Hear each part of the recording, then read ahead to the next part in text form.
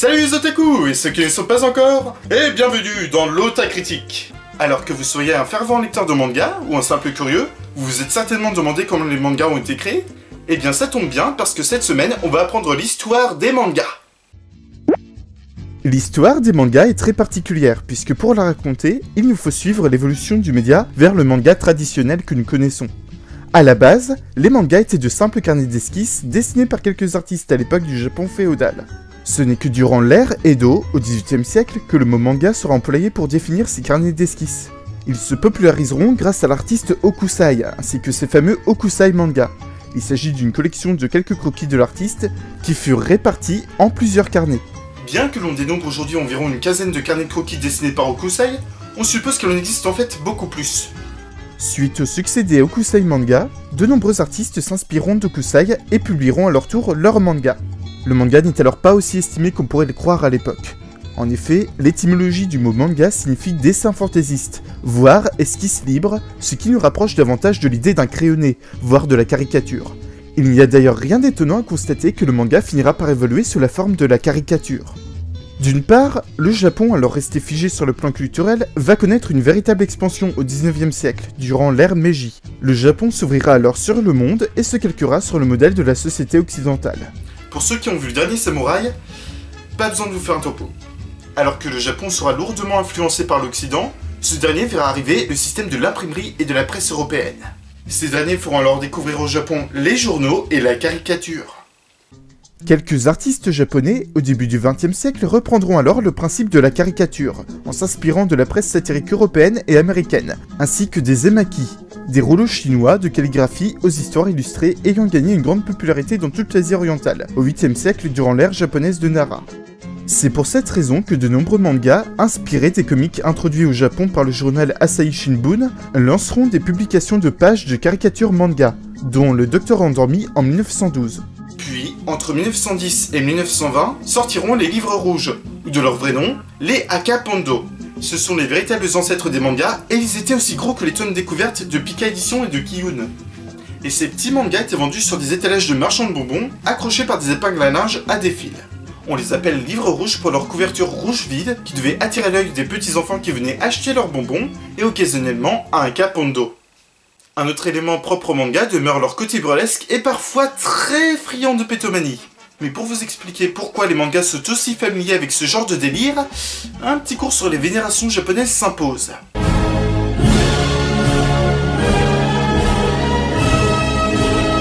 L'art de la pétomanie et la fascination pour les excréments ne sont ni considérés comme absurdes ni impropres à l'humour, pour plusieurs raisons.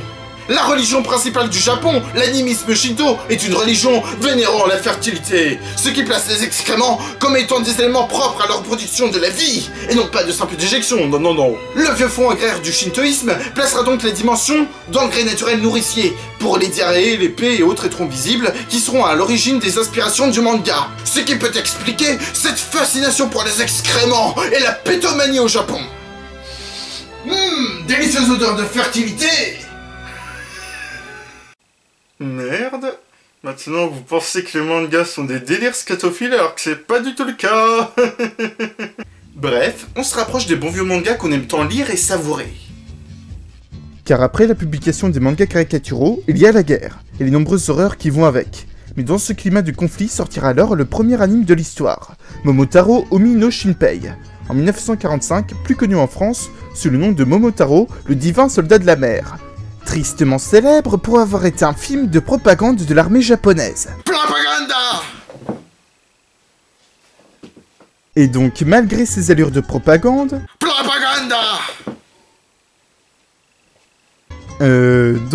malgré ses allures de propagande, Momotaro Omi no Shinpei parviendra à émouvoir un jeune homme de 17 ans, et pas le moindre, Osamu Tezuka. Alors, rien que pour l'occasion, on a investi dans la super biographie manga d'Osamu Tezuka. Parce que vous le méritez. Et parce que je vous aime, mes petits choux à la crème. Depuis sa plus tendre enfance, Osamu Tezuka éprouvait une grande passion pour le dessin et le manga, et a toujours eu une grande imagination, ainsi qu'une grande sensibilité. Avant la Seconde Guerre mondiale, le Japon entretenait de bonnes relations avec les États-Unis, comme en témoigne le film Lettre d'Iwo Jima de Clint Eastwood, et de ce fait, Son père, qui avait l'habitude de beaucoup voyager, s'est procuré un projecteur ainsi que des bobines de projection des premiers films de Walt Disney, dont Blanche-Neige et Pinocchio. Osamu est alors sous le charme et développera sa passion pour le dessin et les films d'animation. Alors que le jeune Tezuka était encore un jeune écolier tandis que la guerre frappait le Japon, il aura la chance de connaître un enseignant qui va le pousser jusqu'au bout de sa passion pour le dessin et le manga, le professeur Inai. Il développera ses premiers personnages dans sa prime jeunesse, dont Seishaman, Princesse Saphir et Astro Boy. Mais ce sera le visionnage en classe de Momotaro Umi no Shinpei qui affirmera sa volonté de devenir mangaka. Alors qu'il entamait un brillant parcours scolaire et des études de médecine, Osamu Tezuka se mettra à dessiner des mangas très tôt, et fera éditer ses premiers mangas. Il sera l'un des premiers à introduire les codes du cinéma dans ses cases de manga, afin d'en faciliter la lecture et la rendre plus construite et plus expressive. Il s'essaiera alors à tous les genres, en passant par les shonen avec des mangas comme Blackjack, Astro Boy ou encore Don Dracula, ainsi que le genre du shoujo avec Princesse Saphir, ainsi que le seinen avec des œuvres comme Les Trois Adolphes ou encore Phoenix, l'oiseau de feu. Il créera alors en 1960 le manga Le Roi Léo, qui inspirera notamment Disney, qui ensuite réalisera Le Roi Lion plusieurs années plus tard, sans jamais nier leur inspiration de l'œuvre de Tezuka. Son génie est alors entièrement reconnu et les éditeurs s'arrachaient Tezuka. Tout le monde souhaitait éditer cet auteur de talent, au point qu'il lui arrivait d'être emmené de force par l'un d'entre eux dans un taxi tandis qu'il fuyait par la porte opposée. Ah, des anecdotes sur Tezuka, il y en a plein. Mais l'une d'entre elles qui témoigne bien de sa passion était le fait qu'il était prêt à dessiner ses planches en passant quelques nuits à dessiner sur la table de rédaction, pour que son travail soit prêt à temps. Sa passion pour le manga et l'animation japonaise prendra alors le dessus, et il s'installera alors avec une équipe d'assistants dans un appartement qui deviendra célèbre pour le nombre de mangaka qui y auront vécu, le Tokiwaso. Il a été achevé en 1952 et comptera parmi les mangaka et célébrités ayant vécu en ses murs Shotaro Ishinomori, l'excentrique Fujio Akatsuka, considéré par beaucoup comme le pionnier du gag manga, ainsi que Fujiko Fujio, l'auteur du manga Doraemon. L'appartement Tokiwaso a été démoli en 1982, mais un mémorial a été érigé pour rendre hommage à l'histoire de cet appartement. Pour revenir à Osamu Tezuka, ce dernier ira jusqu'à créer son propre studio d'animation en 1962, le studio Mushi Productions. Mushi Productions sera alors l'un des pionniers des studios d'animation japonais, et adaptera de nombreuses œuvres majeures de Tezuka en anime, comme Astro Boy ou Le Roi Léo. Malheureusement, le studio fera faillite en 1973. Toutefois, cela n'empêchera pas Tezuka de continuer de dessiner des mangas, et il affirmera de nouveau sa volonté d'œuvrer pour le cinéma et l'animation, en réalisant en 1978 le film d'animation Le Prince du Soleil. Puis, tel le phénix renaissant de ses cendres, il réalisera en 1980 le long métrage de Phoenix, l'oiseau de feu, signant l'ouverture d'un nouveau studio d'animation sous sa direction, Tezuka Productions. Mais chaque histoire a une fin, et Osamu Tezuka décédera le 9 février 1989, laissant derrière lui un héritage colossal et ayant lourdement contribué à l'essor des mangas et des animes. Tezuka Productions se retrouvera alors divisé en plusieurs studios, donnant ainsi lieu à la création du studio Madhouse. Après la mort d'Osamu Tezuka, Dominique Verret, fondateur des éditions Tonkam, ira jusqu'à déclarer durant une interview « Osamu Tezuka m'impressionne pourtant beaucoup, et j'ai tendance à penser que sans tenir compte de sa façon de dessiner et qu'elle ne peut pas plaire à tout le monde, il se pourrait bien qu'il soit l'auteur de BD le plus important de la BD mondiale. Il a tout exploré, tout inventé. C'est un génie du XXe siècle. » Paix à l'âme de ce grand homme. Tezuka est mort. L'appartement a fermé ses portes et aujourd'hui n'est plus. Mais leur héritage subsiste. Pour revenir à l'histoire des mangas, ces derniers connaîtront un bond majeur dans les années 50 grâce à l'introduction de la trame. Petit cours de rappel. La trame est un système de pointillés appliqué sur un manga afin de créer des effets de nuances. Il existe différents types de trames, dont la taille des pointillés varie selon les types. Si vous regardez bien un élément que vous pensez grisé dans un manga, vous remarquerez des pointillés. Mais pour rester dans les années 50, les mangas vont connaître un genre qui va introduire le seinen, c'est-à-dire le genre de manga pour adultes, le gekiga.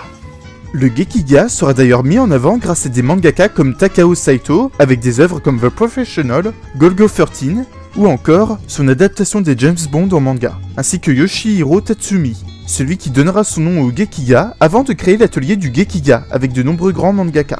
Alors que le gekiga sera par la suite connu sous le nom de seinen, ce sera vers la fin des années 60 que les mangas pour filles, plus connus sous le nom de shoujo, feront leur apparition. Au départ, c'était des hommes qui dessinaient ces mangas, puis une vague de femmes mangaka feront leur apparition, et donneront leur lettre de noblesse au genre du shoujo. Mais bref, un autre élément va à son tour bouleverser l'univers des mangas. Les magazines de pré-publication. Tout commencera avec le magazine hebdomadaire du Weekly Shonen Sunday, le 17 mars 59, qui publiera notamment les œuvres d'Osamu Tezuka, ainsi que des mangas notables quelques années plus tard, comme Cyborg 009 et Urusei Yatsura. Puis le 17 mars 59 sera également la date de la première publication d'un magazine rival, le Weekly Shonen Magazine de Kodansha. Puis les éditions Shueisha créeront en 68 le fameux magazine du Shonen Jump, qui était à la base un magazine bimensuel. Mais face à la concurrence du Weekly Shonen Sunday et du Weekly Shonen Magazine, le Shonen Jump deviendra à son tour en 69 un magazine hebdomadaire et sera renommé le Weekly Shonen Jump. Il sera notamment propulsé grâce à des œuvres majeures comme Mazinger Z, Cobra, Captain Tsubasa et Dr. Slump, alors que le succès colossal d'Hokuto no Ken propulsera le Jump au sommet, tandis que quelques années plus tard, d'autres mangas majeurs comme Senseiya, Dragon Ball, Yu Yu Hakusho et Slam Dunk passeront le Weekly Shonen Jump comme l'hebdomadaire de pré-publication de shonen le plus important à ce jour. De son côté, le Weekly Shonen Magazine ne baissera pas les bras et éditera également des œuvres majeures telles que les mangas des Clamp, Ghost in the Shell, Initial D, Psychometer Eiji et Akira, dont le film d'animation contribuera en grande partie au succès des mangas et des animes dans le monde entier, tout comme Hokuto no Ken, Dragon Ball et Evangelion quelques années plus tard. Maintenant, pour conclure cet épisode, je vais vous faire un petit cours technique sur les mangas. Les mangas appliquent le système des plans du cinéma, ainsi qu'une partie de ses codes, c'est-à-dire tout ce qui est gros plan, plan moyen, plan d'ensemble, champ contre champ, plan d'acer, etc. Mais ils appliquent également leurs propres codes, en complément de ceux de la BD. Mais contrairement à la BD, le manga est en noir et blanc, malgré certaines pages couleurs pour dynamiser un peu le début. Vous allez donc me dire que le travail est simplifié en manga contrairement en BD ? Mais justement non. En effet, en BD, on va avoir un certain travail sur la recherche de couleurs et de ces nuances afin de les lier de manière plus ou moins homogène et de jouer sur différents styles graphiques. Mais le manga est un genre tout aussi compliqué, car il est régi par un aspect plus codifié et certaines contraintes qu'applique le dessin en noir et blanc. Là où les couleurs en BD donnent directement le ton d'une scène, le rôle du mangaka va être de jouer sur les codes du manga, afin de produire des techniques et des effets qui transmettront une certaine émotion dans son dessin, grâce à l'utilisation des trames. Son choix d'ancrer ou non un élément, là où d'autres au contraire le compléteraient par des hachures, et joueraient sur différentes techniques de tracé pour produire différents effets.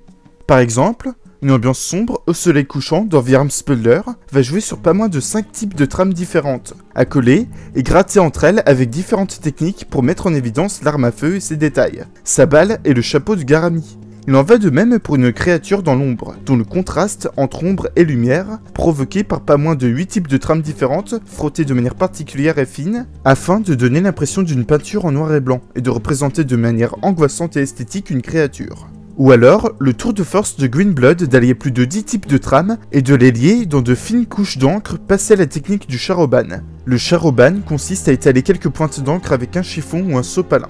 Dans ce dessin, pas moins de 5 techniques de mise en forme seront appliquées. L'ancrage brut, le charoban lié à la trame sombre en 5 déclinaisons, la trame claire en 6 déclinaisons, et le tout avec des effets d'étincelles, en grattant l'encre et la trame avec insistance ainsi que la plume libre, qui viendra gratter légèrement à sec la trame et l'encre, afin de produire un effet de mouvement, et ainsi valoriser la scène du point de vue du meurtrier. L'effet de la plume libre sert à mettre en évidence un personnage, en le surplombant, mais il sert également à mettre en évidence un élément, en entourant un objet en particulier, afin de valoriser l'espace dégagé par le tracé de la plume libre. Cela a pour effet de porter le regard du spectateur sur l'élément que l'auteur souhaite mettre en évidence. Si vous me dites que la trame c'est rien de plus qu'une feuille de pointillé à poser sur un dessin, imaginez à quel point l'auteur en chie pour la découper et la déposer sur un dessin pareil. Le dessin de manga ne se contente pas de reproduire une scène, il lui donne un sens et une émotion particulière, là où les figures de style comme les répétitions, les métaphores et les oxymores font de même en littérature, tout comme les plans d'insert, l'éclairage et le changement de plan et de focale au cinéma. Le manga n'est donc pas qu'un simple divertissement, c'est un véritable travail artistique et culturel. Ah, et si on vous dit un jour que les mangas sont des œuvres abrutissantes, vous pourrez leur répondre que les mangas s'inspirent des codes du cinéma, qui eux-mêmes s'inspirent des codes de la littérature. Allez, portez-vous bien, bonne fête de fin d'année.